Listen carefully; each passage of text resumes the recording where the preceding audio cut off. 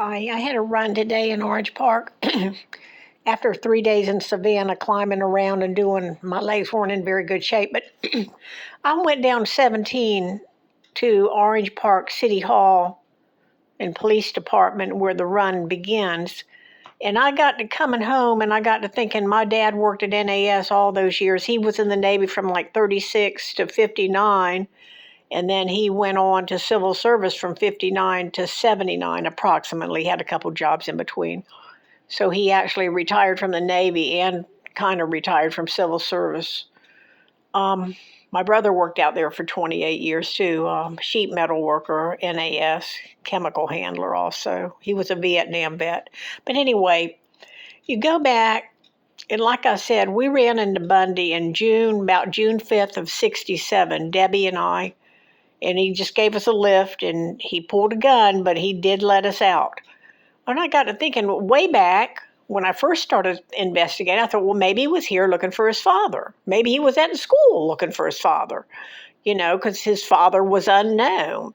So anyway, I got to thinking, and this would be easy for Miss McChesney, Mr. Deckel, not me, because I have no authority, but look at Johnny Culpepper Bundy's Navy history and Lloyd Marshall Air Force history. In 1940s, during World War II, the population of Jacksonville went up 55,000. A lot of them were at Camp Blanding. A lot of them were at Jacksonville Naval Air Station.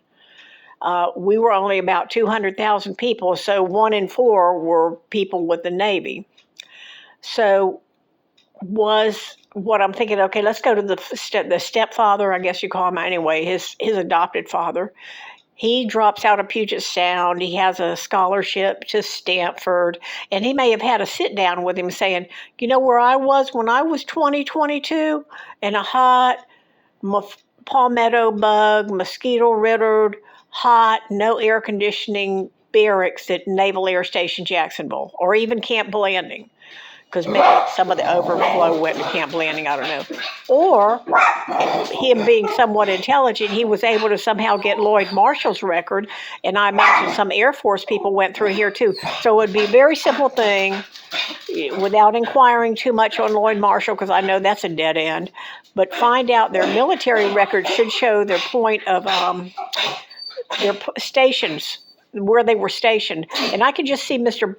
Bundy talking to him, this is his adopted son, will say, you're starting out, you're going to Stanford, what a lucky guy you are with your defense department. He had a defense scholarship to Stanford for 8 weeks. And he may have talked to him, he may have sit down and had talked to him. And then Bundy wanted to see what it was like for his stepfather, or his real father, Lloyd Marshall, I believe.